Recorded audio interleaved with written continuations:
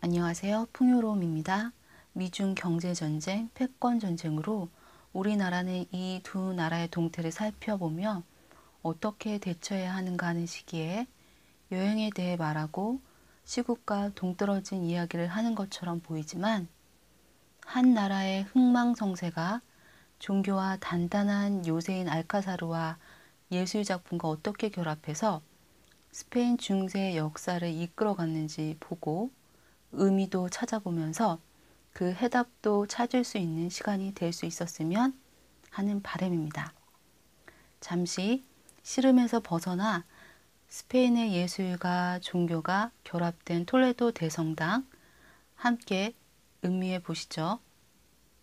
지난 영상에서는 톨레도의 거리가 톨레도 대성당을 중심으로 나무뿌리처럼 서로 얽혀서 길을 만들었고 어느 길에서든 성당의 청탑이 보이도록 설계되었다고, 톨레도 성당은 곧 성경이며 톨레도 도시의 정신적 지주라고 소개해 드렸는데요.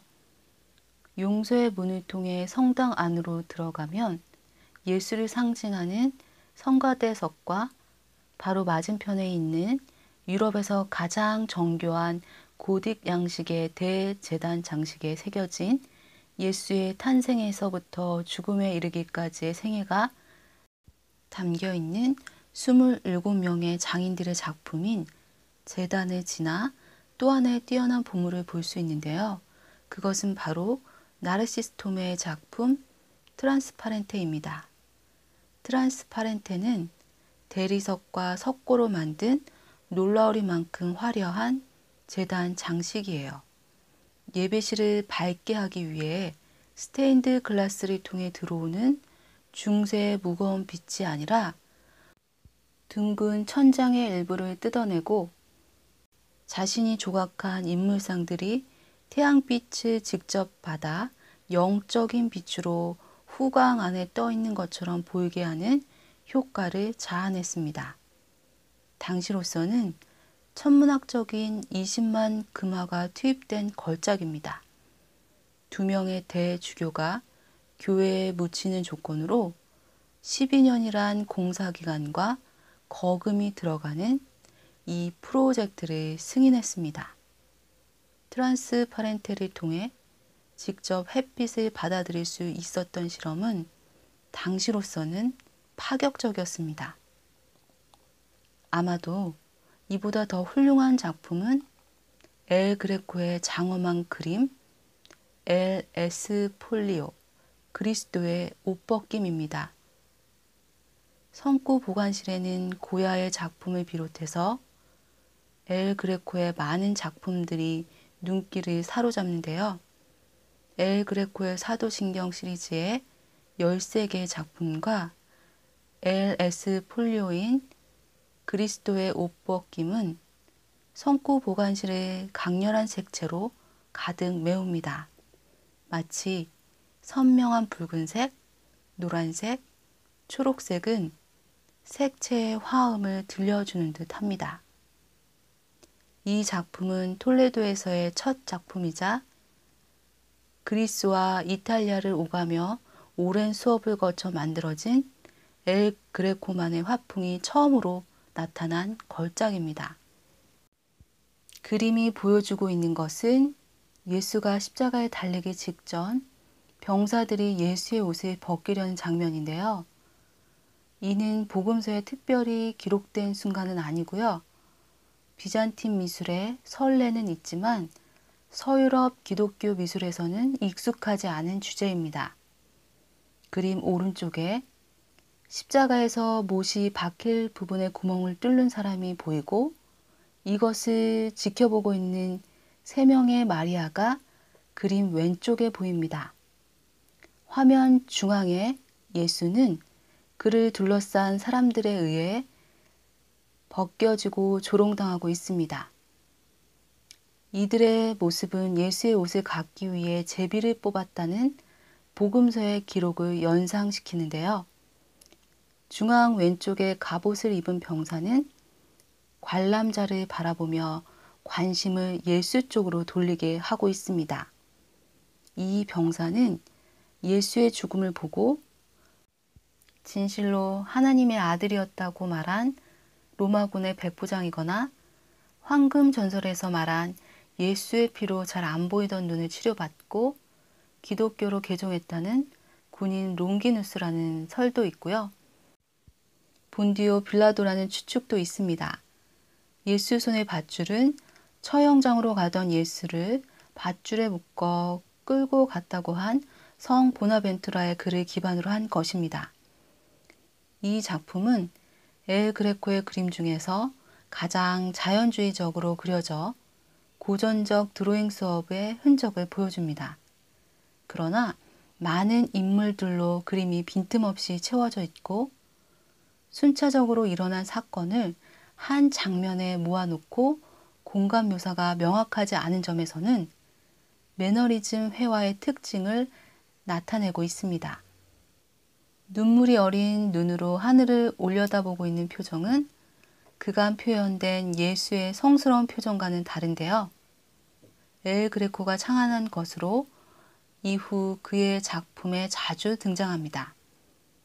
예수와 하늘의 소통은 수직의 구름 기둥으로 표시되어 있고요.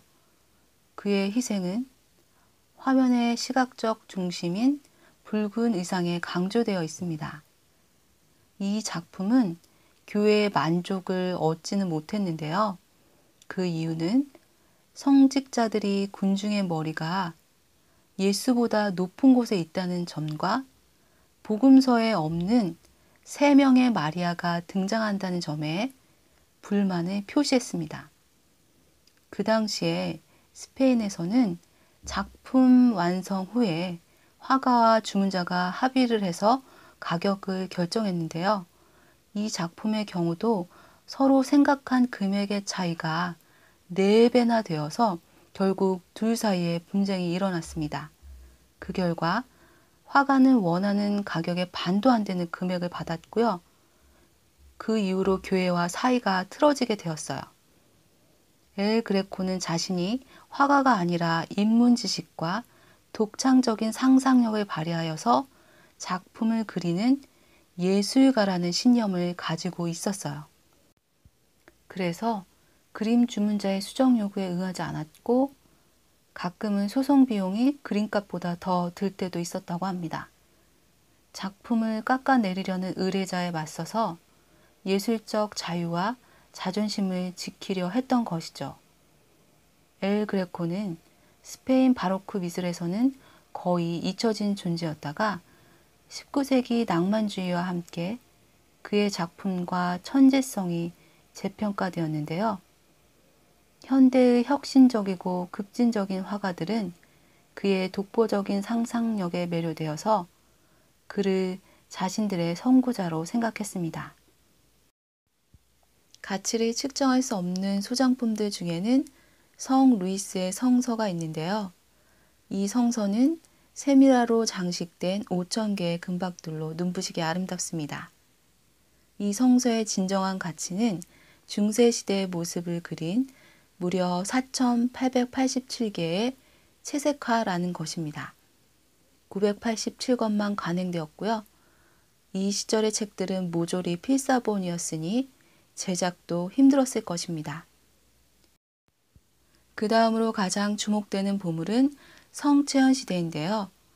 독일의 작가 엔리케가 제작한 금과 은의 세공 작품으로 시스네로스 추기경의 지시로 완수되는 데 7년 이상이 걸렸어요.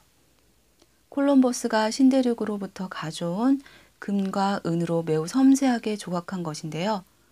18kg의 순금과 182kg의 은으로 만든 3m 높이의 작품인데요. 작은 조각상 260개로 이루어져 있고요.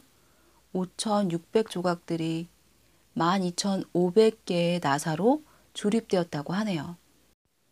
이 성물은 부활절 이후 9주째 목요일에 열리는 성체 축일의 종교단체 회원들이 가면을 쓰고 성체현 시대를 앞세우고 톨레도 거리를 행진합니다.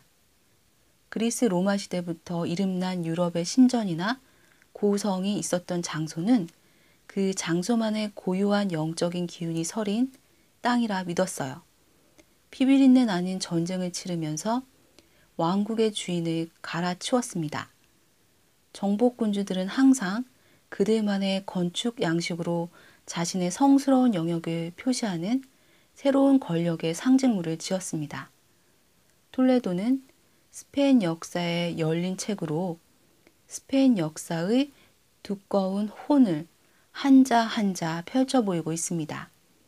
스페인은 정복전쟁으로 얻은 영광과 부로 스페인의 경제, 문화, 예술, 종교의 꽃을 피우고 해가 지지 않는 나라로 세계를 한때 제패했었지만 지금은 역사의 뒤편에서 우리에게 아름답긴 하지만 그들의 한과 여러 문화가 섞일 수밖에 없었던 과거의 모습으로 남아있는 톨레도를 보면서 지금 벌어지고 있는 미중 경제 전쟁, 패권 전쟁이 우리에게 무엇을 예견해야 하고 무엇을 준비해야 하는지 또한 어떻게 대처해야 하는지 깨달아지는 바가 있을 것입니다.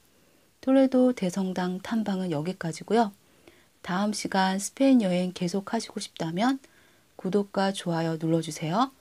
고맙습니다. 사랑합니다.